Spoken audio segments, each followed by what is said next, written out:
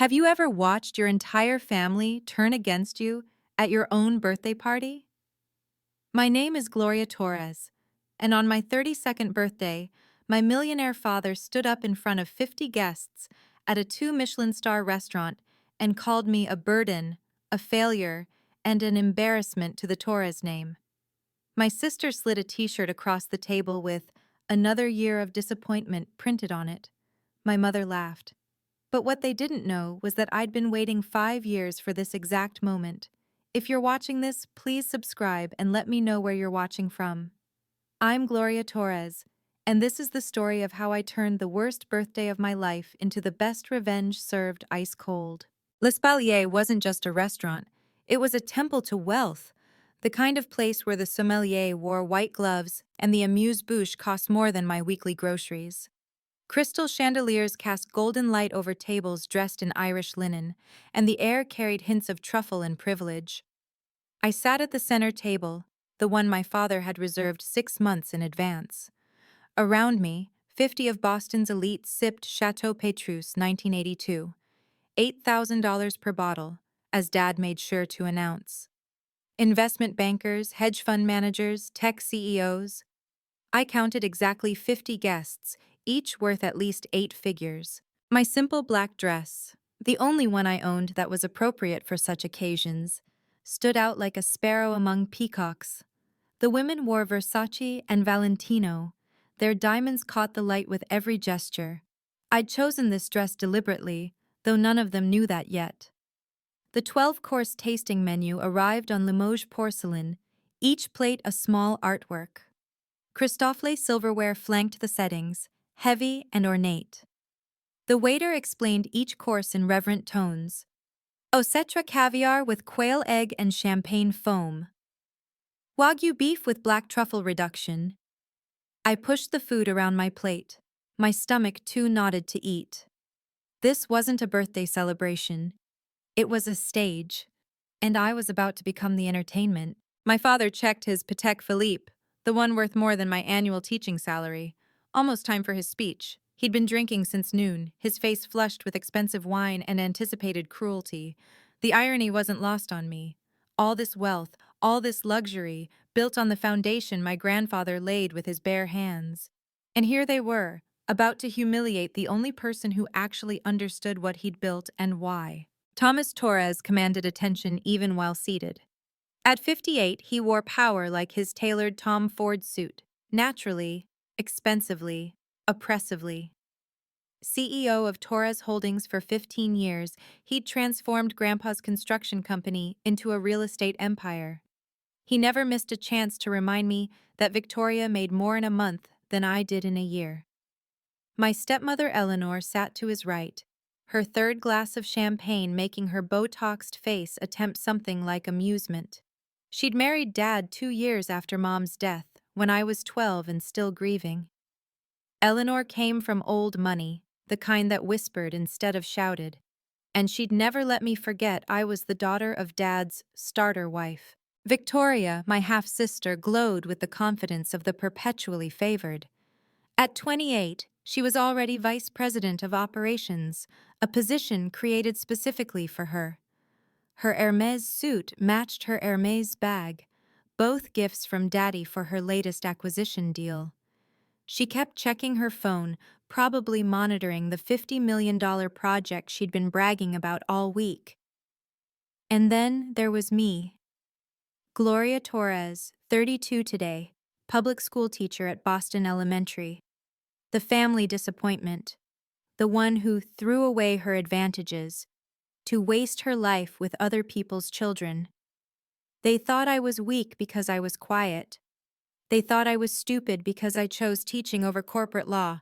They thought I was defeated because I never fought back. Dad had actually said once, at last year's Christmas dinner, "At least we have Victoria to carry on the family legacy. Thank God Father isn't alive to see what Gloria's become." If only he knew what Grandpa had really thought. If only he knew what papers sat in my Hermes Birkin bag, the last gift Grandpa ever gave me. Harold Torres built his empire with calloused hands and an immigrant's hunger. He'd come from Mexico with nothing, worked construction for 10 years, then started his own company in 1978. By the time I was born, Torres Construction was worth 50 million. By the time he died, Torres Holdings was worth 10 times that. But to me, he was just Grandpa, the one who taught me chess in his study, who said education was the only wealth nobody could steal. While Dad groomed Victoria for business, Grandpa and I talked about books, justice, and why he'd named the company Torres Holdings. Because a name should mean something, mija. He died 5 years ago, on my 27th birthday. The last time I saw him, he was in the hospital, machines beeping around us. Dad was in Shanghai closing a deal. Victoria was at a yacht party in Miami. Eleanor was at a spa in Switzerland. Just Grandpa and me, like always. Gloria, he'd said, his voice paper-thin, but his eyes sharp as ever. There's something you need to know. Marcus Chen has papers for you, but you can't open them until you're 32. Why 32, Grandpa? He'd smiled then, that crooked smile that meant he knew something others didn't.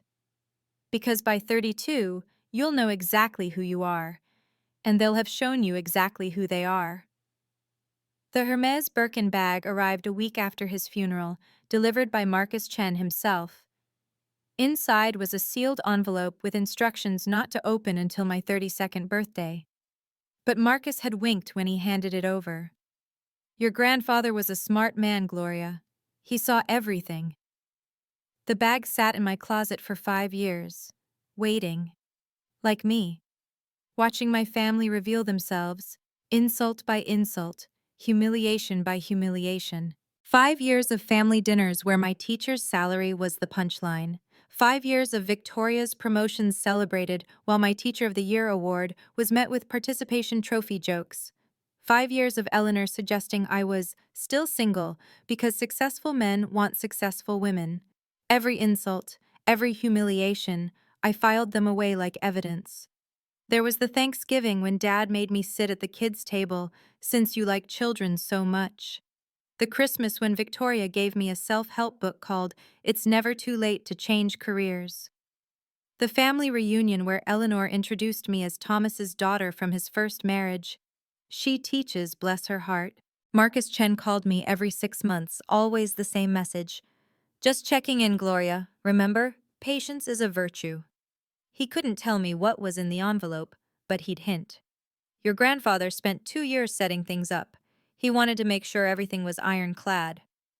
I started noticing things. How Dad's signature was on every major decision, but Grandpa's trust controlled the shares. How Victoria's name was on the executive roster, but not the ownership documents. How Eleanor spent money that wasn't technically hers. The hardest part was staying silent when Dad would lecture me about contributing to society in meaningful ways, while charging his clients millions for buildings that would sit empty. Or when Victoria would mock my classroom supplies, while expensing $10,000 dinners as client development. I counted down days on a calendar hidden in my closet. 1,825 days. 1,500.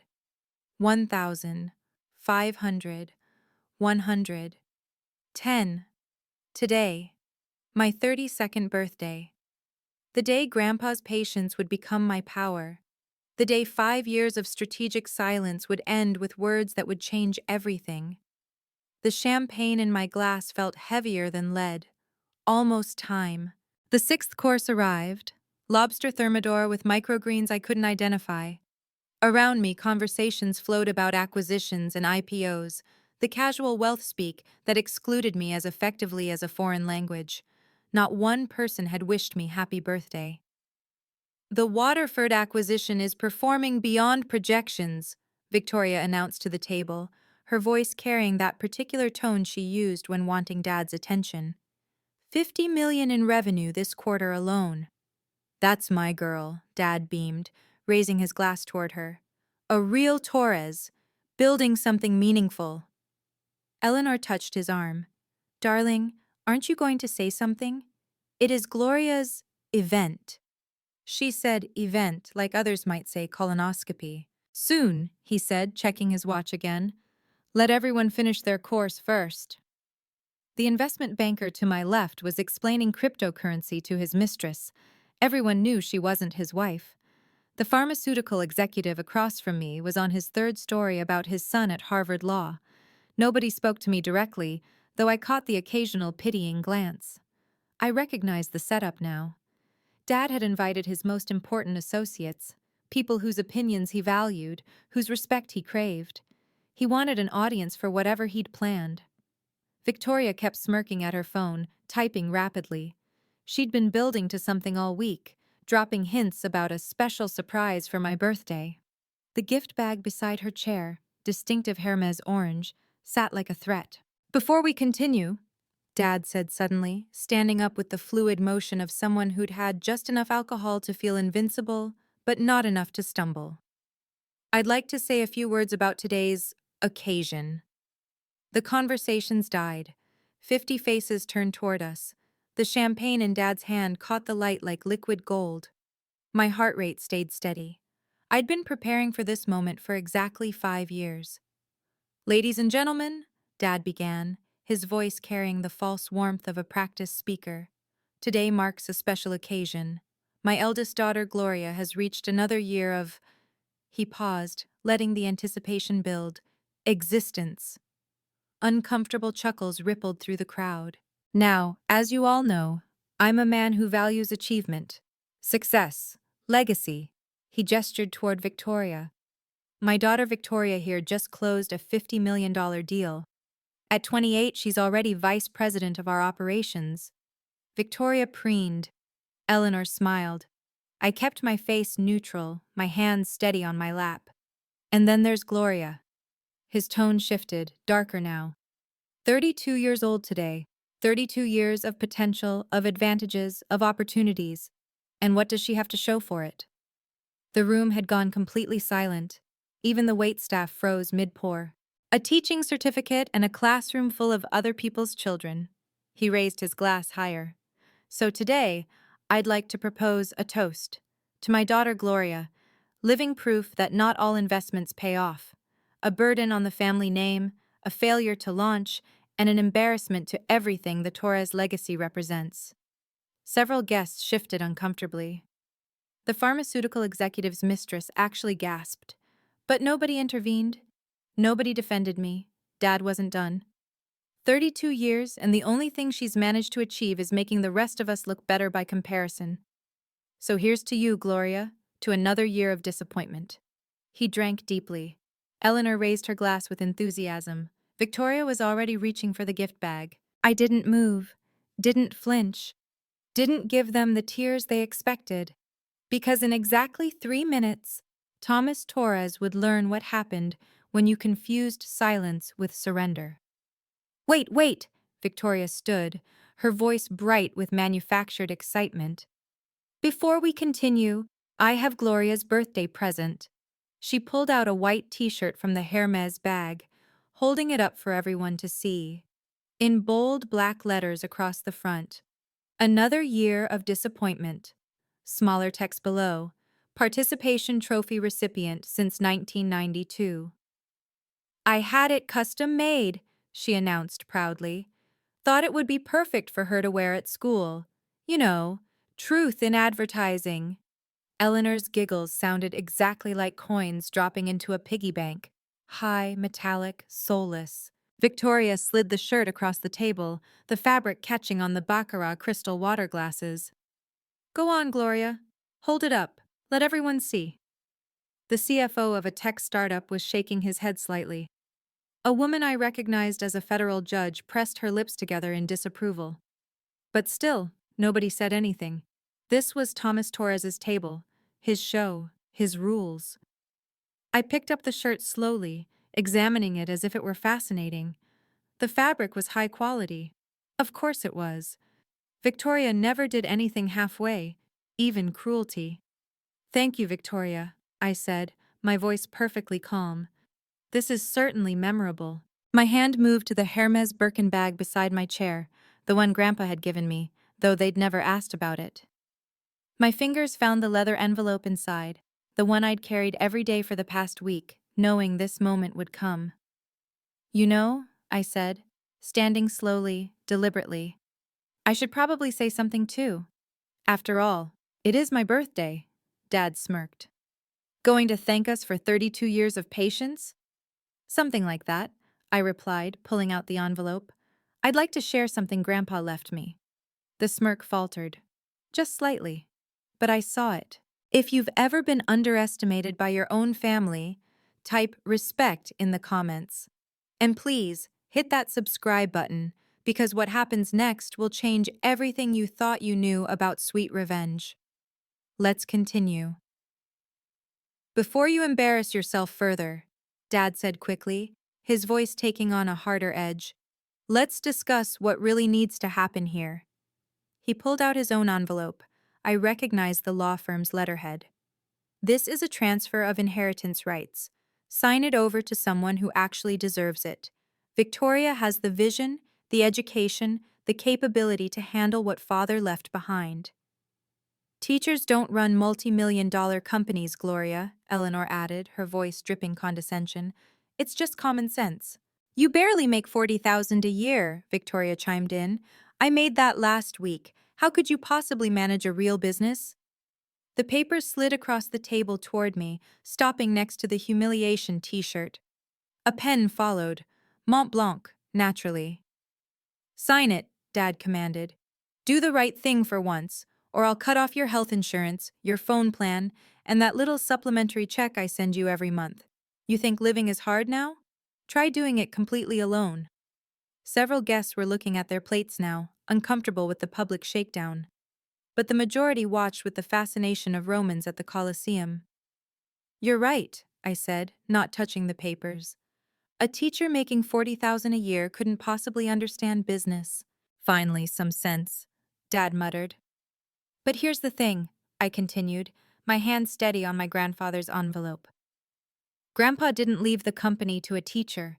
He left it to his granddaughter, the one who sat with him every Sunday learning about integrity while you were golfing with clients. The one who was there when he died while you were in Shanghai. Don't be dramatic. The one, I said, opening the envelope. He trusted with everything. The federal judge leaned forward slightly. She knew something significant was happening. The investment banker stopped mid-conversation with his mistress. Even the waitstaff had found reasons to linger nearby, sensing the shift in atmosphere. This is family business, someone muttered, but they didn't look away. She's really going to do this here? Another voice whispered. The pharmaceutical executive cleared his throat. Thomas, perhaps this isn't the appropriate— Stay out of it, Richard, Dad snapped, his mask of civility cracking. My daughter needs to learn her place. Her place? The judge spoke up, surprising everyone. At her own birthday dinner? Judge Martinez, Dad's voice turned oily, political. You don't understand the full situation. Gloria has limitations. We're trying to protect her from embarrassment. Looks like you're the one creating the embarrassment, she replied coolly. Victoria's face flushed. She's a teacher. She chose to waste her life. Why should she get anything? Because it wasn't your grandfather's to give, I said quietly, pulling out the documents. It was never Dad's to control. And it was never yours to inherit, Victoria. The papers in my hand bore the official seal of the Commonwealth of Massachusetts. The notary stamps gleamed gold in the chandelier light. 50 pairs of eyes watched me stand, waiting for me to crumble like I always had before. Some with pity, some with curiosity, a few with what might have been hope. But I wasn't the same woman who'd walked in here an hour ago. I wasn't even the same woman who'd been insulted 5 minutes ago. I was Harold Torres's granddaughter, and I was done being anyone's disappointment. My fingers found the phone in my pocket, Marcus Chen's number already dialed, waiting for speaker mode. I looked at the transfer papers Dad had slid across the table, then at his face, so confident, so certain of my weakness. You're absolutely right, I said softly. The room exhaled collectively. Dad's shoulders relaxed. Victoria smirked. I'm just a teacher, I continued, my voice steady, almost apologetic. I chose a classroom over a boardroom. I chose children over contracts. Finally, Eleanor muttered. Some self-awareness. I make $40,000 a year. I buy my clothes at Target. I drive a 10-year-old Honda. I picked up the Mont Blanc pen, testing its weight. I'm everything you say I am. A disappointment, a failure, an embarrassment to the Torres name. Dad was already reaching for the papers, ready to witness my signature. Victoria had her phone out, probably ready to announce her new position to her social media followers. But you forgot something, I said, setting the pen down without signing. I'm also Harold Torres's granddaughter, and while I may not be a businesswoman, I pulled out the first document from Grandpa's envelope. He was. The legal seal caught the light. The header read, Last Will and Testament of Harold Jesus Torres. Dad's face went white. That's not possible. I saw the will. I was there when... When you saw the decoy will? I asked. The one Grandpa filed publicly to keep you from interfering? Or the real one, filed under seal with the probate court, with instructions to be opened only on my 32nd birthday? My phone buzzed. Marcus Chen, right on time. Should I put him on speaker? I asked the room. Or would you prefer to hear this privately, Dad? For the first time in my life, Thomas Torres had no words. The silence stretched like a held breath. Victoria's phone slipped from her fingers, clattering against her plate. Eleanor's champagne glass trembled in her hand.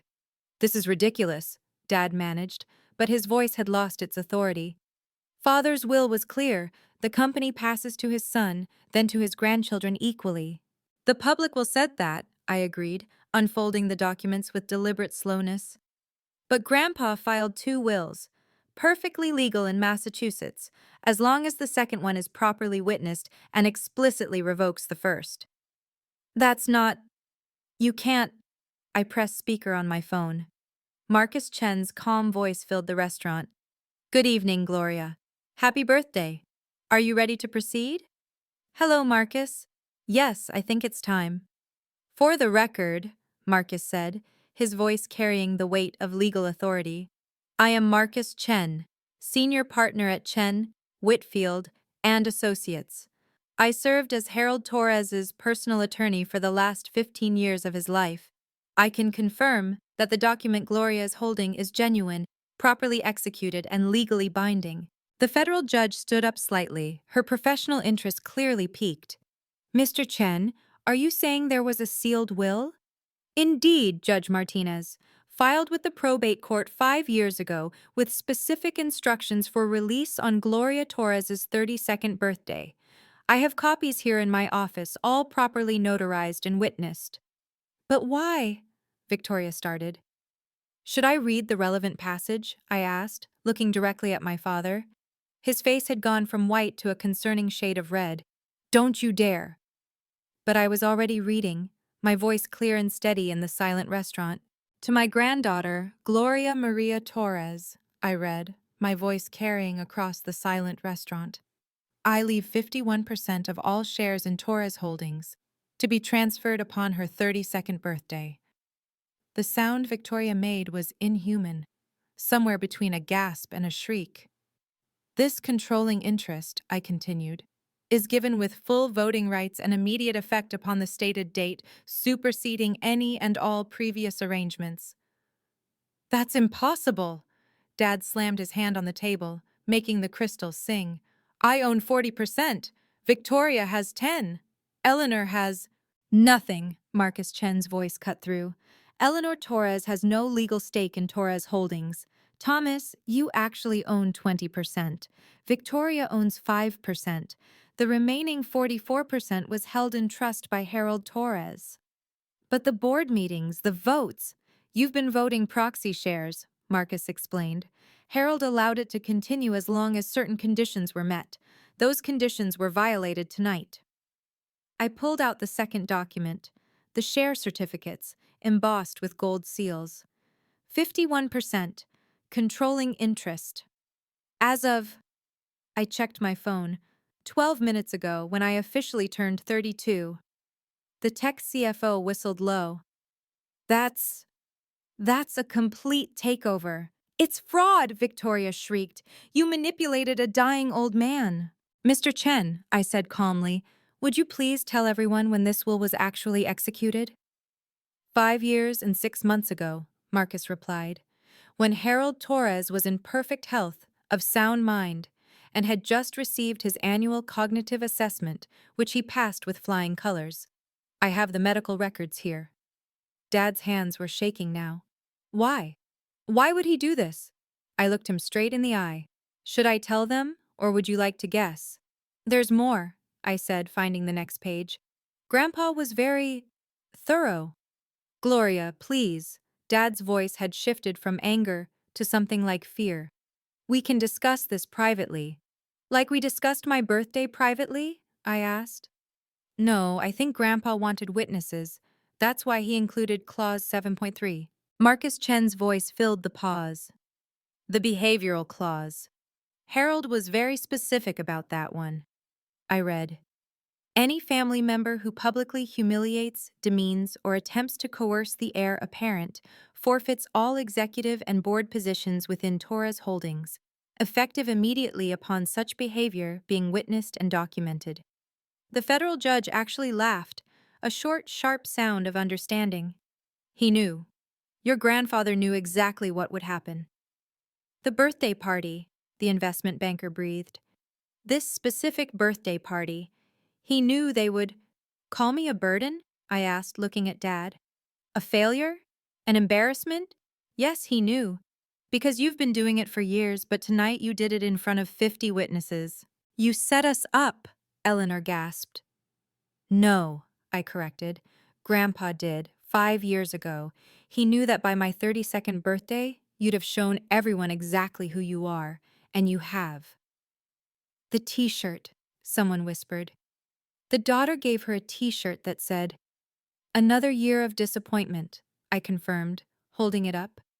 Thank you for that, Victoria. Physical evidence is always helpful.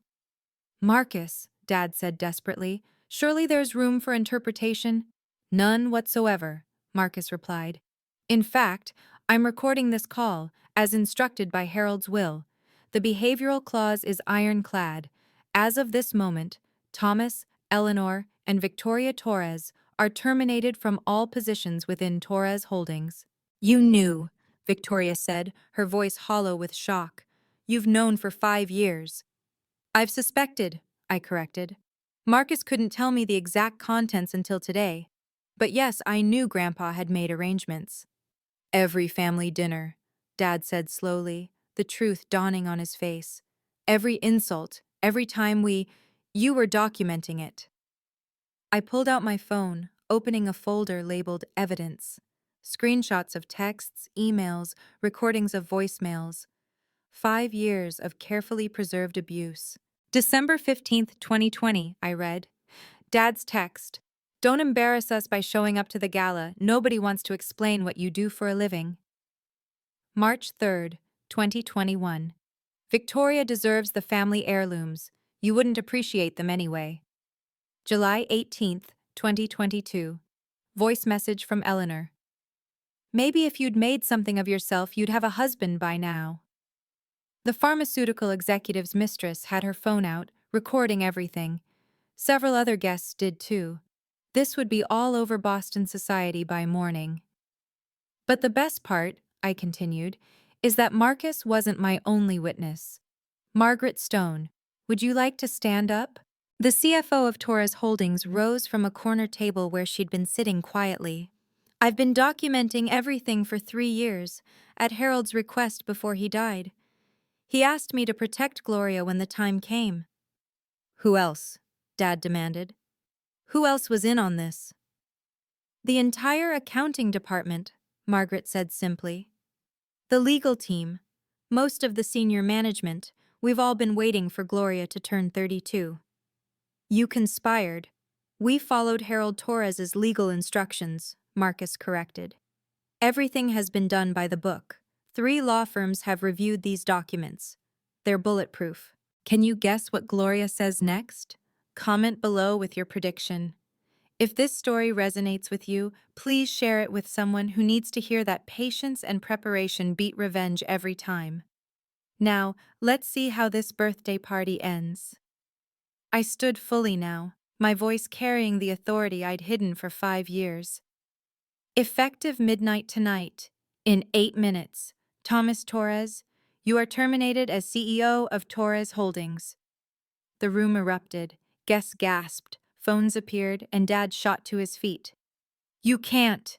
Eleanor Torres, you are terminated from the board of directors and banned from all company properties. I turned to my sister. Victoria Torres, you are terminated as Vice President of Operations. Your termination letters will be delivered Monday morning, but your access badges have already been deactivated. This is insane, Victoria screamed. I built the Waterford project. I brought in $50 million in revenue. You worked here 5 years, I corrected. Grandpa built this company in 1978 with his bare hands. You inherited a position. I inherited the company. Security, Dad bellowed. Where's security? You mean my security? I asked. Margaret Stone raised her hand, and 3 uniformed guards entered the restaurant. I hired them this morning. Gentlemen, please stand by. The Torres family will be leaving shortly. The federal judge was openly smiling now. Several other guests applauded softly. The tide had turned completely. Mr. Chen, I said to the phone, please confirm the board meeting scheduled for Monday. 9 a.m. sharp, Marcus confirmed. The agenda includes appointing Gloria Torres as CEO and restructuring the entire executive team. We have quorum without the terminated members. You planned this, Dad said, his voice broken. My own daughter planned this. No, I said quietly. Grandpa planned this. He knew exactly what you were, Thomas. A bully who confused cruelty with strength. He knew you'd destroy me publicly if given the chance. So he gave you the chance and the consequences. You can't do this! Victoria lunged across the table, trying to grab the documents from my hands. I've worked my entire life for this company. Security stepped forward, but I raised my hand to stop them. Let everyone see who Victoria really was. 5 years, I said calmly as she clawed at the papers. You've worked here 5 years. I've been a Torres for 32 years. I closed the Waterford deal. I brought in the Singapore investors. You lied on the Waterford reports, Margaret Stone interrupted. We have the real numbers. The project is hemorrhaging money. You've been hiding losses for 2 years. Victoria froze, her face draining of color. What? Dad turned to her. Victoria, what is she talking about? It's nothing, Daddy, just temporary cash flow issues. Fraud, Margaret said simply. Securities fraud, to be specific. Gloria could file charges, but she's chosen not to. Yet. Victoria's hands dropped. The fight went out of her like air from a punctured balloon. Sit down, Victoria, I said quietly. You're making a scene. She laughed, a bitter, broken sound. A scene? You just destroyed our entire family in front of 50 people and you're worried about a scene? I didn't destroy anything, I replied. I just stopped letting you destroy me. She grabbed a glass of wine and threw it at me. The burgundy liquid splashed across my simple black dress, dripping onto the pristine white tablecloth. The restaurant gasped collectively. I didn't flinch. Security, please help Ms. Torres gather her things. She's leaving. As the guards approached, Victoria's bravado finally cracked. Please, she whispered. Gloria, please. We're sisters. No, I said simply. We never were. I'll sue you, Dad said, his voice low and dangerous. I'll take this to every court in Massachusetts. This won't hold. You manipulated a sick old man. Thomas, Marcus Chen's voice cut through his threat. I'd be very careful about making accusations you can't support. Harold Torres was examined by 3 independent physicians before executing this will. Would you like me to read their statements? This is coercion. Entrapment. It's neither, Judge Martinez spoke up. I've been watching this very carefully, Mr. Torres. What I've witnessed is a lawful transfer of inherited shares with clear documentation of the behavioral violations that triggered the employment termination clause. You're taking her side? I'm stating legal facts. The judge's voice was ice. And frankly, after watching you humiliate your daughter at her own birthday party, I'm not surprised your father took these precautions. Dad turned desperately to the other guests. Richard, tell them! You've known me for 20 years. Tell them this isn't right! The pharmaceutical executive looked away. Tom, you just called your daughter a failure in front of everyone. You made your bed. Jacobson, you're my lawyer. Not anymore, the man said quietly. Conflict of interest. Besides, I've seen the documents. Chen's right. They're bulletproof. 3 firms confirmed it. Wilson and Associates, Brennan Legal, and Hartley, Smith, and Partners. You all knew? Dad's voice cracked. You all knew this was coming?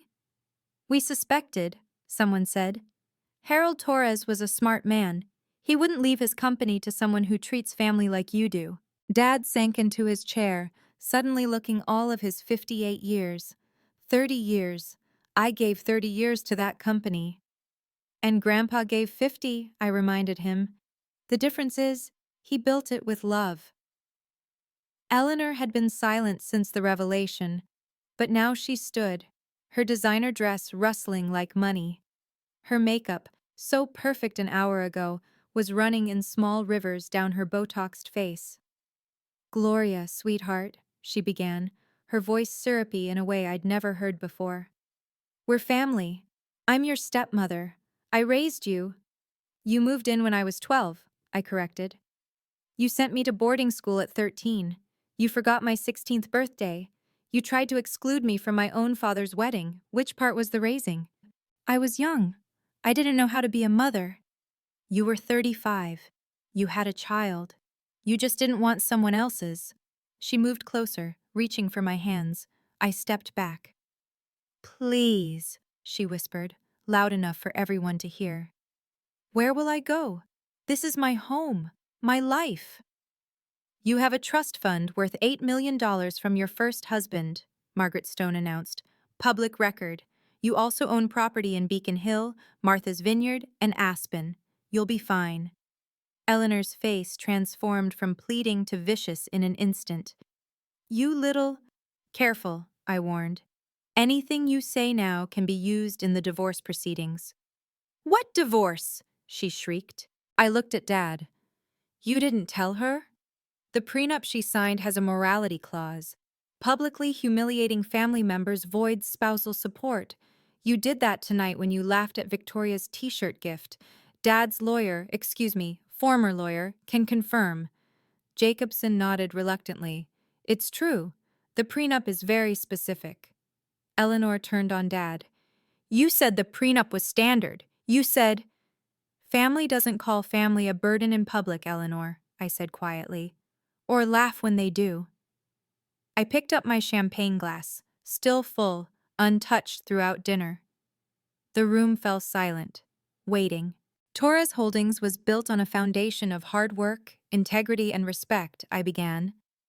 My grandfather came to this country with nothing and built something extraordinary, not because he was cruel or clever, but because he understood that business is about people. I looked around the room, making eye contact with each guest. Effective Monday, Torres Holdings will establish the Harold Torres Education Foundation. 10% of all profits will fund scholarships for first-generation college students. Children of our employees will receive full tuition to any state school. Several people nodded approvingly. The federal judge raised her glass slightly. The executive team will be restructured based on merit, not nepotism. Margaret Stone will serve as interim CFO. The board will include at least 40% women and 30% people of color, reflecting the community we serve. You're destroying everything I built, Dad protested. No, I said firmly. I'm honoring everything Grandpa built. You forgot that Torres Holdings was never about holdings. It was about the Torres name meaning something. I turned to the security guards. Please escort the former executives out. Their personal items will be sent to them. As they stood, I added, one more thing. Any current employee who's been harassed, belittled, or discriminated against under the previous leadership should contact HR. We'll be conducting a full review. The teacher is now your CEO, Victoria spat as security guided her toward the door. Yes, I said simply. The teacher who understands that true power isn't about tearing others down. It's about building them up. Something Grandpa knew. Something you never learned. The room erupted in applause. As security guided my family toward the exit, Margaret Stone stood up, her champagne glass raised. I've waited 10 years for this moment.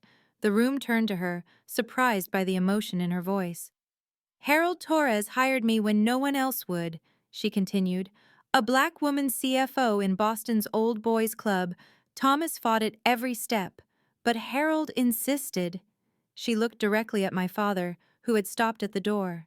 You made my life hell, Thomas.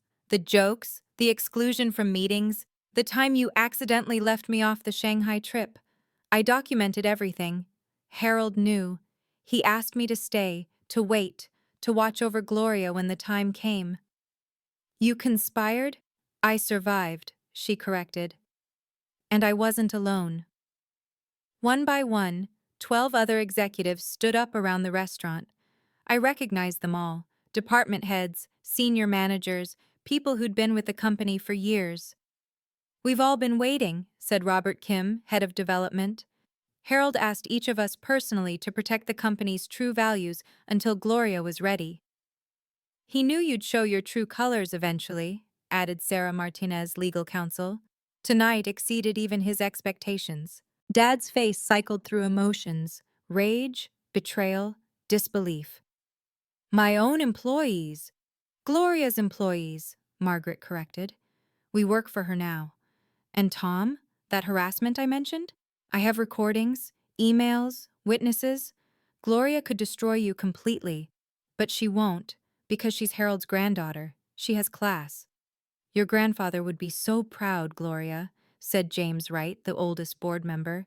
He always said you were the only one who understood what he'd built. Victoria laughed bitterly from the doorway. A conspiracy. The whole thing was a conspiracy. No, I said quietly. It was a promise. Grandpa's promise to protect what mattered. Before security could fully escort them out, Richard Steinberg, our largest investor, stood up. Ms. Torres, Gloria, I want to be the first to congratulate you on your new position. He walked over and shook my hand firmly. Torres Holdings has been stagnant under your father's leadership. Too much ego, not enough innovation. I look forward to your fresh perspective. The Singapore deal, Victoria said desperately. Richard, you loved the Singapore deal. The deal built on fraudulent numbers? He shook his head. My forensic accountants flagged it weeks ago. We were about to pull out entirely. But now, with new leadership, his words triggered an avalanche. Other investors and partners began standing, approaching me with handshakes and business cards. We'd like to discuss the Education Foundation, said the CEO of Boston First Bank. Corporate social responsibility is our priority this year. The Waterford property could be converted to mixed-income housing, suggested a city councilwoman, if you're interested in community development. My firm would be honored to handle your legal representation going forward, offered a senior partner from one of Boston's most prestigious law firms. In 5 minutes, I watched my father age 10 years. Every handshake I received was a relationship he'd lost. Every congratulation was a nail in the coffin of his career. This isn't over, he said weakly. Actually, it is, Marcus Chen's voice came through the phone. I've just received confirmation from the board. The emergency meeting has been called for tomorrow morning. The motion to confirm Gloria as CEO is already secured with majority support. 51%, I said quietly. It's amazing what you can do with a controlling interest and the truth on your side. Security finally began moving my family toward the exit. The entire restaurant watched as the Torres dynasty changed hands in real time. Victoria made one last desperate grab for my phone, trying to snatch it from the table. That's company property. Everything about the company is mine, I finished calmly, pulling the phone away. Security, please. The guard gently but firmly took Victoria's elbow. She jerked away, stumbling in her designer heels. Don't touch me. Do you know who I am? A former employee, the guard said simply. Eleanor tried to maintain dignity as she walked, but her heel caught on the carpet. She stumbled, her Hermes bag spilling its contents across the floor. Pills, flask, a company credit card that would be canceled within hours. No one helped her gather her things. Dad walked in complete silence, his shoulders slumped, his earlier bravado completely extinguished. The man who'd commanded rooms for 30 years looked smaller with each step. They reached the door, the same door they'd pushed me through metaphorically so many times. The door I'd walked through feeling worthless, feeling like nothing, feeling like the family disappointment. But then Dad turned back. His eyes met mine across the restaurant, and for a moment, I saw something I'd never seen before. Understanding. He opened his mouth to speak, and the entire restaurant held its breath. Your grandfather, he said, his voice barely carrying across the room. He never trusted me. I know, I replied simply. I gave everything to that company. Everything. You took everything from that company, I corrected. There's a difference. He stood there for another moment. This man who'd been my tormentor for so long looking suddenly fragile and mortal. He saw something in you I refused to see, Dad said, his voice hollow. Even when you were young, especially when you were young. The admission hung in the air like a confession. He used to watch you in board meetings, he continued. You'd sit in the corner doing homework, and he'd say, that one listens, that one learns. I thought he was going senile. He was preparing me, I said quietly.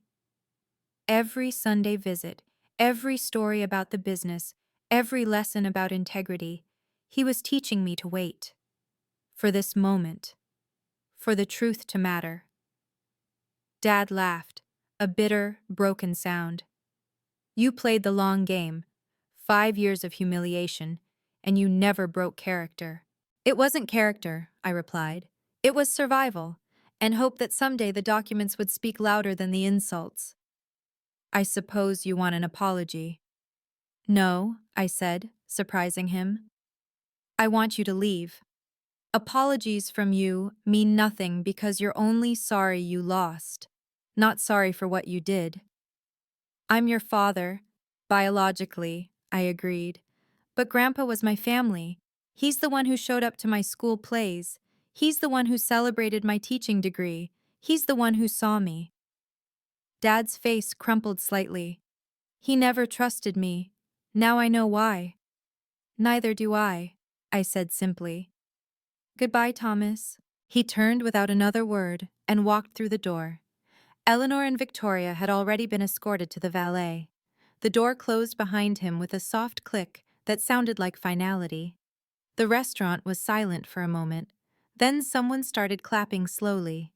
Then another. Then another. The applause washed over me like a wave, but I barely heard it. I sank back into my chair, suddenly exhausted. The adrenaline that had carried me through the confrontation was fading, leaving behind a strange mix of triumph and sadness. The restaurant slowly returned to normal.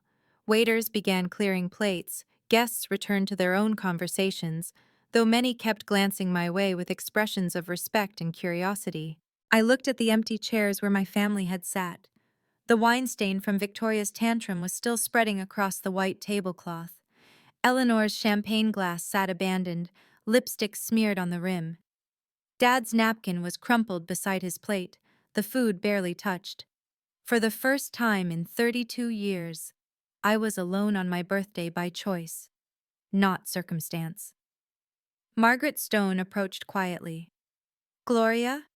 The board members would like to schedule a breakfast meeting tomorrow before the official vote, just to discuss transition plans. Of course, I said, my voice steadied despite the earthquake inside me. 8 o'clock? Perfect. She paused. Your grandfather would be incredibly proud. You handled that with more grace than they deserved. After she left, I raised my champagne glass to the empty chair where Grandpa used to sit during family dinners. the one Dad had removed after the funeral because it was morbid to keep an empty place setting.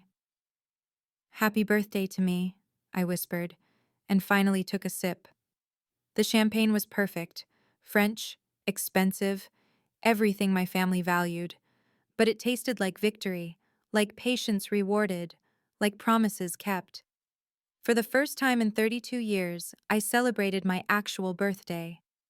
Not as the family disappointment, but as Harold Torres's granddaughter and the rightful heir to everything he'd built. The next morning, I arrived at Torres Holdings at 7 a.m. The security guard did a double take when I swiped my new executive access card. "Ms. Torres! I mean CEO Torres?" "Just Gloria is fine, William," I said, reading his name tag. "How long have you worked here?" 15 years, ma'am. Your grandfather hired me." "Then you'll remember his rule about first names." He smiled, the first genuine smile I'd seen in this building directed at me. "Yes, ma'am, Gloria." He said titles are for people who need them. The executive floor felt different without the weight of judgment. My father's office, my office now, still smelled like his cologne and disappointment. I opened every window. My phone had been buzzing all morning, 300 emails, 50 texts, 20 voicemails. The business world moved fast when power changed hands. One email stood out. From Victoria. "Please, Gloria, I have nothing. Dad won't answer my calls. Mom, Eleanor, is leaving him. I'm sorry for everything. Please." I didn't delete it. I didn't respond either. Boundaries don't require cruelty, but they do require consistency. Margaret arrived at 7:30 with coffee and files. "The forensic audit of Victoria's projects is worse than we thought. She's been hiding losses for 3 years. We're looking at 50 million in overstatements.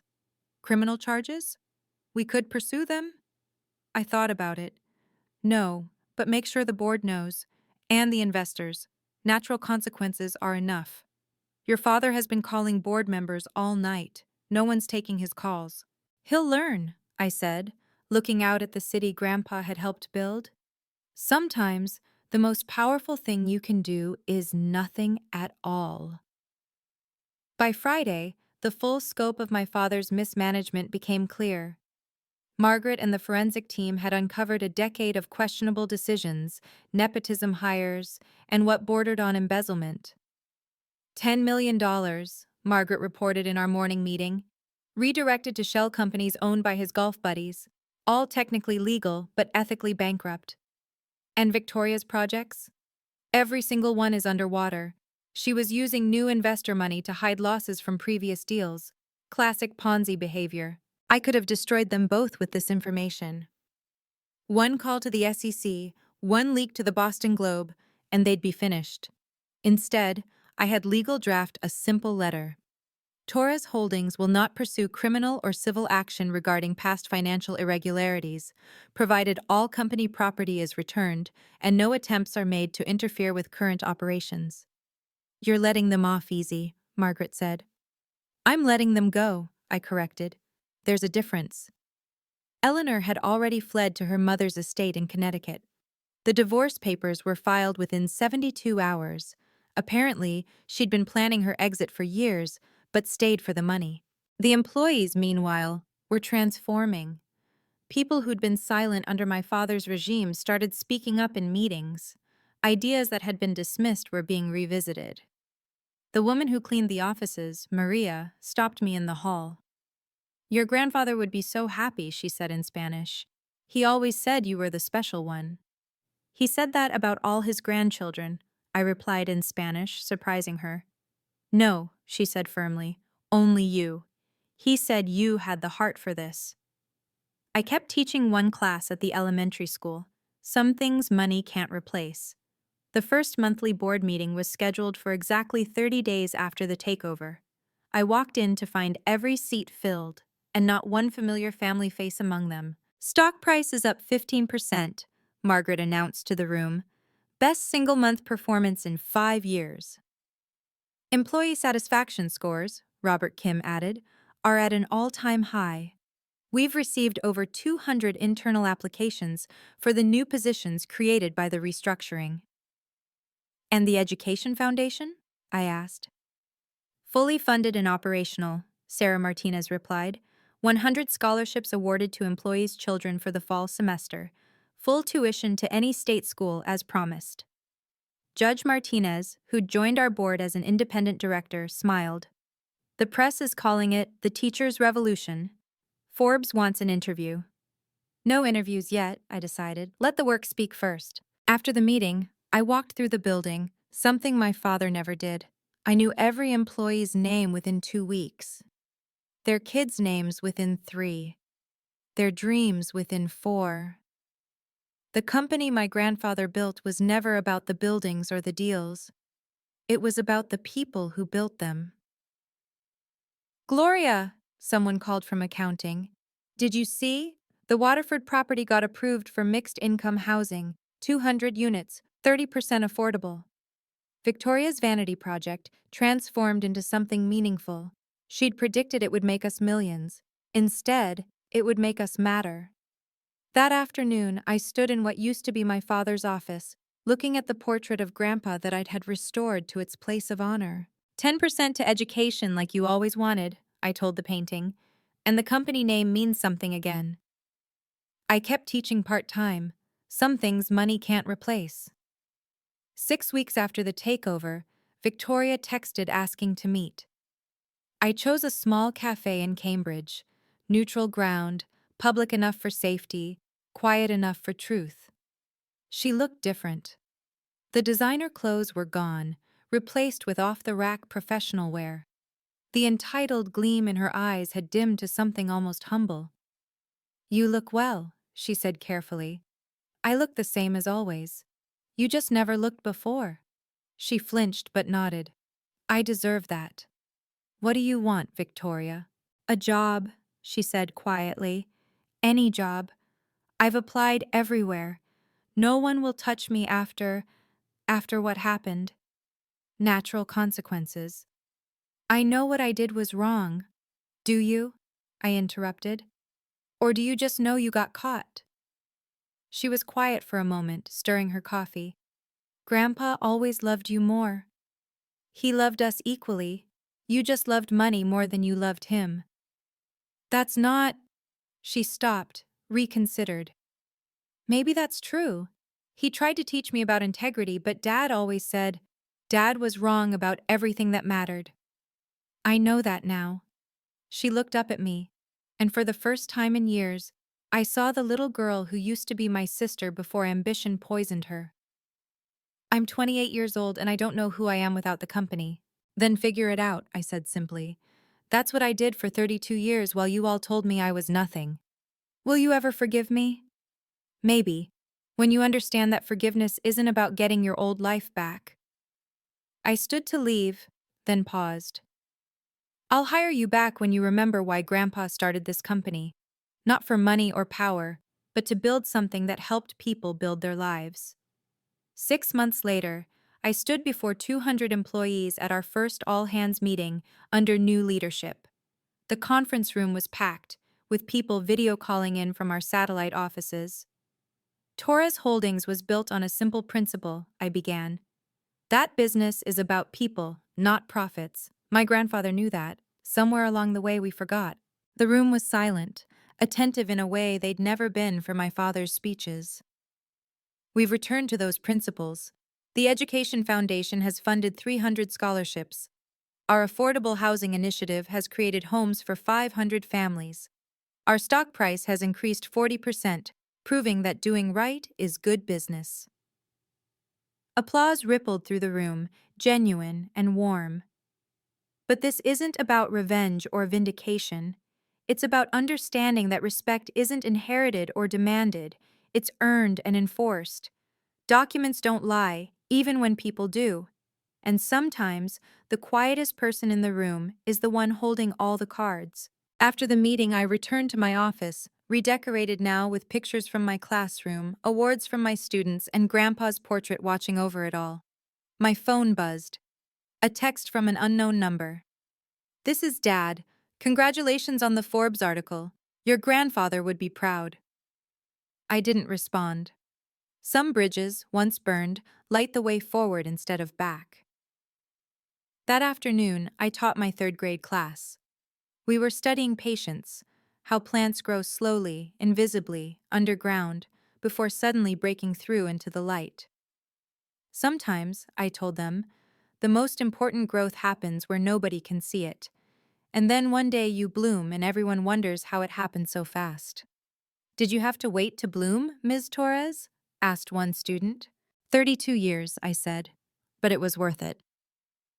If Gloria's story resonated with you, please subscribe and share this with someone who needs to remember their worth. Comment below. Have you ever had to set a hard boundary with family? I read every comment and your stories inspire me. Check out my next video about a woman who discovered her husband's affair at their anniversary party. Until next time, remember, document everything and know your worth.